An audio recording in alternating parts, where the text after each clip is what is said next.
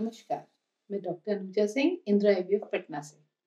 आज हम बात करेंगे कि आईवीएफ को लेकर बहुत सारी धारणाएँ होती हैं, बहुत सारी मिथ्स होती हैं। इसके खान-पान को भी लेके बहुत सारी मिथ्स होती हैं। तो ये सब को हम आज कुछ हद तक क्लियर करने की कोशिश करेंगे। सबसे पहले तो आईवीएफ को कितने लोग ये भी सोचते हैं कि सुई वाला बेबी है, एबनॉर्मल बेबी है, तो ऐसा कुछ नहीं होता। इसको समझिए पहले कि जो आईवीएफ का प्रोसेस है, वो जो नॉर्मली जो ट्यूब में होता है, जहाँ अंडे और शुक्राणु का मिलन होता है, वो वाला काम बस बाहर होता है।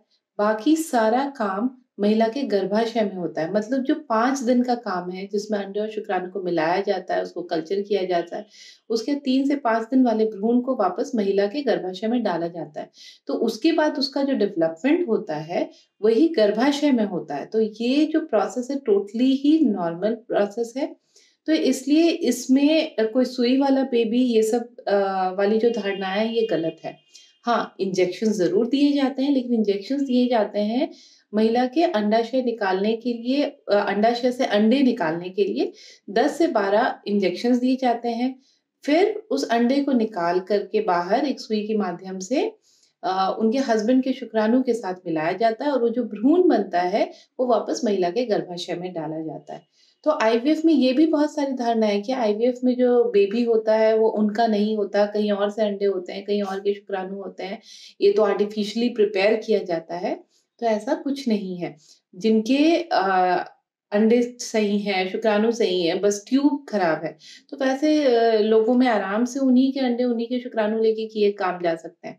आजकल तो इक्सी की तकनीक भी है, जिससे इवन किसी के बहुत कम शुक्राणु होते हुए भी वो भी अ, पिता बन सकते हैं। लेकिन हाँ, कोई पोस्ट मेनोपॉज़ल लेडी है, मतलब ऐसी महिला जिसकी माहवारी बंद हो चुकी है, या ऐसी महिला जिसके शय में अंडे बहुत कम बचे हैं, या एडवांस एज की महिलाएँ, वैसे केसेस में अंडे बाहर किसी डोनर से लिए जाते हैं।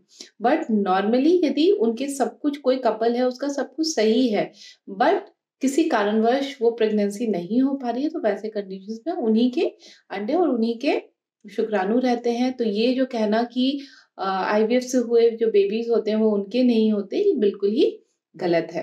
फिर बहुत लोगों की धारणाएँ ये भी होती हैं कि आईवीएफ से बच्चे जो निकलते हैं वो एब्नॉर्मल होते हैं।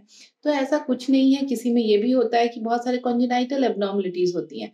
तो नॉर्मल प्रेगनेंसी यदि किसी की होती है, तो उसमें जो कॉन्जेनाइटल एब्नॉर्मलिटीज़ होने के जो चांसेस हैं, वही आईवीएफ में भी चांसेस हैं। मतलब इसमें कोई गिने हुए नहीं है कि आईवीएफ के कारण है, वो किसी का जेनेटिक मेकअप के कारण हो सकता है, कोई जीन डिफेक्ट के कारण हो सकता है, और वो आईवीएफ की प्रक्रिया के कारण नहीं हो सकता। अभी तक जब से लुइस ब्राउन का जन्म हुआ, जो हमारी पहली आईवीएफ बेबी थी, तब से अभी तक 50 मिलियन से भी ज़्यादा आईवीएफ बेबीज़ हो चुके हैं, और वो सब नॉर्मल है। ऐसे कंडीशंस में ना ही उनकी माँ पे कितने बार होता है, ये भी कहते हैं कि आईवीएफ कराने के बाद उनकी माँ के अंडे खत्म हो जाएँगे, या उनमें कोई हेल्थ प्रॉब्लम्स आएँगी क्योंकि हार्मोन्स के इंजेक्शंस लगते हैं। तो ऐसा कुछ नहीं है। ये इसमें आईवीएफ के प्रोसेस में जो महिलाओं को इंजेक्शंस लगते हैं, वो महिला के बॉडी के अंदर नॉर्मली होते हैं, बस उसका डोज़ हायर होता है। तो इसका जो साइड इफ़ेक्ट है वो मेंस्ट्रुअल साइकिल पे हो सकता है। थोड़ा बहुत उस साइकिल में कुछ प्रॉब्लम्स आ सकती हैं, जैसे वॉमिटिंग होना, पेन होना, ये सब। लेकिन उसके कारण अंडाशय के अंडे खत्म हो जाना, या महिला में कुछ चेंजेस आना, ऐसा नहीं है। ये बिल्कुल ही सेफ प्रोसीजर है, क्योंकि इसमें जो आईवीएफ की जो तकनीक है, उसमें महिला को, बस जैसे मैंने पहले भी कहा, कि उनको महिला को इंजेक्शंस लगाए जाते हैं, सिर्फ़ उनके अंडे को बढ़ाने के लिए। फिर उनके अंडे को बाहर निकाला जाता है एक छोटी पतली नीडल से, ज बेहोश करके, महिला को बेहोश करके। तो ये वाला प्रोसेस टोटली ही सेफ है। बाकी जो भ्रूण बनाने का काम होता है, महिला के बॉडी के बाहर होता है। तो ये तो हम कहें आईवीएफ के मिथ्स के बारे में। और बहुत बार ये भी कहते हैं कि अरे हम आईवीएफ नहीं करना चाहते, क्योंकि उसमें तो बस ट्विन ही बेबीज़ होती हैं। तो ऐसा कुछ नहीं है। यदि पहले जैसे किया जाता था कि 2 से 3 दिन वाले भ्रूण को डाला जाता था महिला के अंदर, तो वैसे कंडीशन में 1 भ्रूण डालने पे सक्सेस थोड़ा-सा कम रहता था। तो 2 से 3 भ्रूण डालने पे ये रहता था कि कोई भी एक चिपक जाए, तो सक्सेस हो जाए, तो ऐसे कंडीशन में कभी-कभी 2 भ्रूण चिपक जाते थे, 2 एम्ब्रियो बच्चेदानी से चिपक जाते थे, तो ट्विन प्रेगनेंसीज़ होती थी। बट जैसे-जैसे एडवांसमेंट आया है, उसमें अब सिंगल एम्ब्रियो ट्रांसफर करने अ, का जो प्रचलन है, वो ज़्यादा कॉमन हो चुका है, क्योंकि आजकल न्यूक्लियर फैमिली है, सब लोग चाहते हैं कि सिंगल बेबी हो, या किसी की 1 बेबी है तो वो चाहते हैं कि बस 1 और हो, 2 हो, 3 बेबीज़ नहीं चाहते हैं। तो वैसे कंडीशन में नॉर्मली सिंगल एम्ब्रियो भी डाला जा सकता है, उसका भी सक्सेस रेट बहुत अच्छा है, क्योंकि आजकल blastocyst culture, laser hatching, PGS की टेक्नीक, ये सब टेक्नीक्स आ चुकी हैं, जिससे आईवीएफ में सिंगल बेबी भी आराम से हो सकते हैं। इसलिए ट्विन प्रेगनेंसी हर किसी में हो, ये ज़रूरी नहीं है। फिर बहुत सारे लोग ये भी सोचते हैं कि आईवीएफ, अभी तो हम यंग हैं, अभी हम क्यों आईवीएफ कराएँ? आईवीएफ तो लास्ट ऑप्शन होता है। तो आईवीएफ लास्ट या फर्स्ट ऑप्शन की बात नहीं होती है, आईवीएफ एक ट्रीटमेंट मोडालिटी है। यदि किसी की ट्यूब बंद है, तो उनमें ये पहला ऑप्शन है। किसी के प्रीमैच्योर ओवेरियन फेलियर हो चुका है, मतलब अंडे समय से पहले खत्म हो चुके हैं, या टर्नर सिंड्रोम है, वैसे केसेस में आईवीएफ पहला ऑप्शन है। और यदि कोई यंग कपल भी है, 2 से 3 बार उन्होंने 2 से 3 साल हो गए शादी के, आईयूआई भी 5-6 बार करा लिया, नहीं सक्सेस हो रहा, तो उसमें भी आईवीएफ ही ऑप्शन उसका रहता है। तो इसमें ये नहीं है कि आईवीएफ लास्ट ऑप्शन है।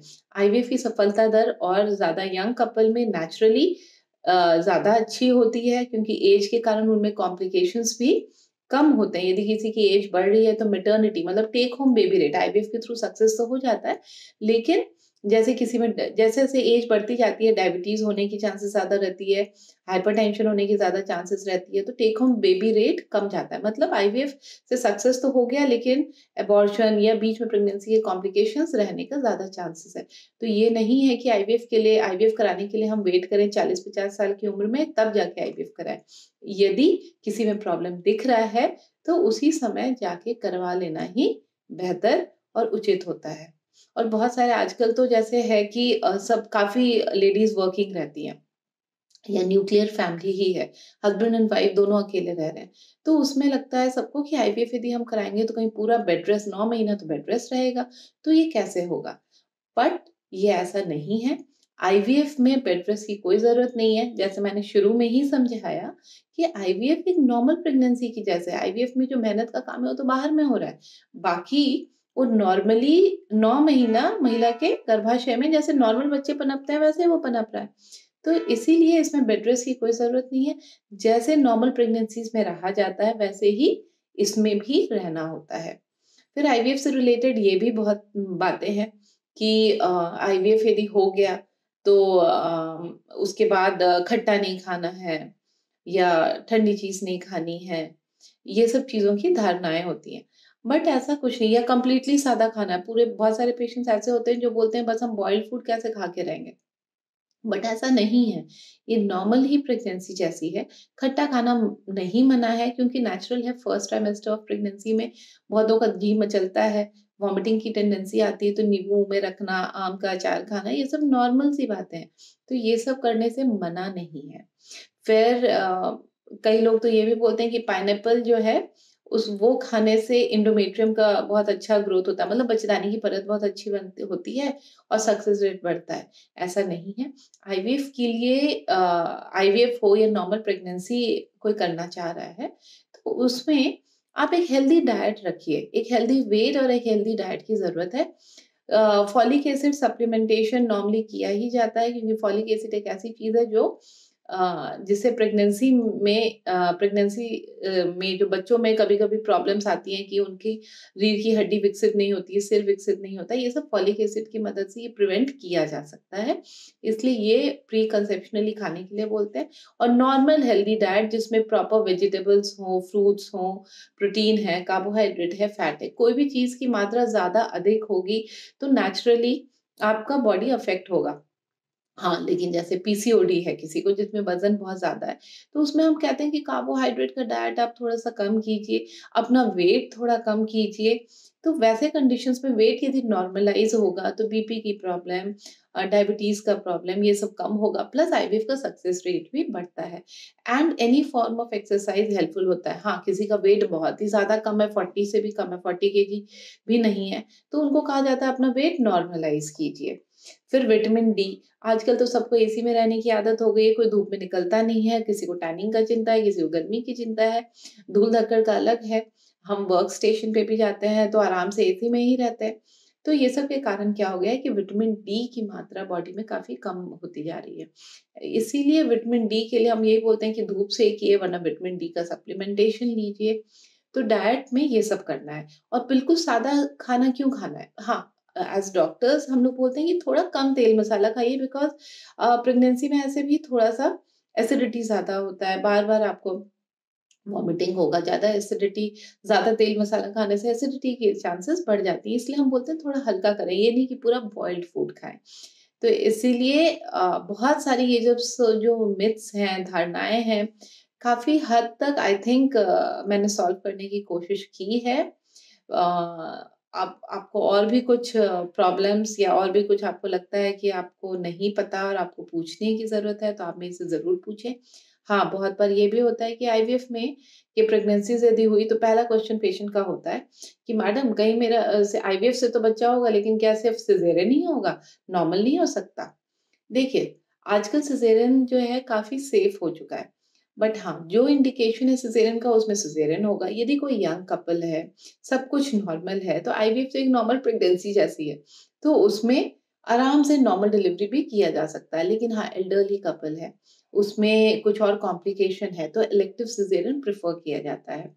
लेकिन ये सब आप क्योंकि अभी यदि कोई पेशेंट 20 साल बाद, 10 साल बाद प्रेग्नेंट हुआ है और कुछ अदर कॉम्प्लिकेशंस दिख रहे हैं या पेशेंट को तो चाहिए कि नहीं हम नॉर्मल डिलीवरी का कोई भी तरीका नहीं अपनाएँगे, तब फिर इलेक्टिव एलएसीएस किया जाता है। तो नॉर्मली आईवीएफ के जो पेशेंट्स होते हैं अ, अभी भी काफ़ी देर से हमारे पास आते हैं और मैरिज के भी काफ़ी दिन हो चुकी होती है, यूजुअली एज उनका ज़्यादा होता है या उनमें डायबिटीज़, हाइपरटेंशन ये सब की कॉम्प्लिकेशंस ज़्यादा होती हैं। तो वैसे पेशेंट्स में इसलिए ज़्यादातर लोगों ने देखा है कि सिज़ेरियन होते हुए।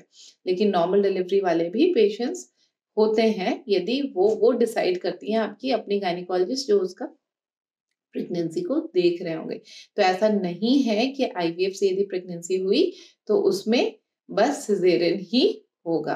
इसलिए आईवीएफ को एक बहुत बड़ा हुआ-सा समझना नहीं चाहिए। बहुत लोग ये भी सोचते हैं ये तो बड़े अमीरों के चोचले हैं। उन लोग आईवीएफ कराते हैं क्योंकि पहले हमने यही सुनते थे, अरे इसका आईवीएफ हो गया बॉम्बे में होता है, दिल्ली में होता है, ये सब चीज़ें हम सोचते हैं हीरो-हीरोइन करवा रहे हैं। ये सब दिमाग में सब लोग सुनते थे। बट आईवीएफ के जो चार्जेस हैं, 10 साल पहले भी सवा लाख, डेढ़ लाख ऐसे थे, अभी भी उसी के आस-पास ही हैं। तो हाँ, महँगा है कि हाँ, 20-30 हज़ार में नहीं होता है। लेकिन 1 टू 2 लैक्स के अंदर ये नॉर्मली आराम से हो जाता है आजकल। तो इसके ज़्यादा खर्चीला तो आजकल ट्यूबल जो रिकैनालाइज़ेशन करते हैं, जिसका सक्सेस रेट भी बहुत कम है, उसमें 40-50,000 ऐसे ही लग जाएँगे। बहुत सारे ऑपरेशंस में इससे ज़्यादा पैसे लग जाते हैं और आईवीएफ इसलिए वैसा नहीं है कि बहुत एक्सपेंसिव है, अब ये नॉर्मल लोगों के लिए अफोर्डेबल हो चुका है। हाँ, पहले 10 साल से पहले की बात करूँ जब आईवीएफ की तकनीक उतनी फेमस नहीं थी, तब 3-4 लाख लग जाते होंगे। लेकिन अब वैसा नहीं है, ये काफ़ी हद तक अफोर्डेबल हो चुका है। कोई-कोई पेशेंट्स के यदि सब कुछ अच्छे हैं तो विदिन 1 लाख में भी आईवीएफ हो सकता है। और आईवीएफ एक रिप्रोडक्टिव टेक्नीक है, इसको आप अलग नहीं करें कि ये नॉर्मल कुछ अलग-सा चीज़ है। ये यदि किसी का जैसे आईयूआई होता है, ओव्यूलेशन इंडक्शन होता है, वैसे ही आईवीएफ भी है। आई होप मैंने आपका सारा क्वेरीज़ सॉल्व किया होगा और जैसे मैंने पहले भी बताया, आपको जो क्वेश्चन्स पूछने होंगे, आप पूछ सकते हैं और मैं आप कोशिश करूँगी आपके सारे क्वेश्चन्स का आपको जवाब देने का, आपको संतुष्ट करने का। Thank you.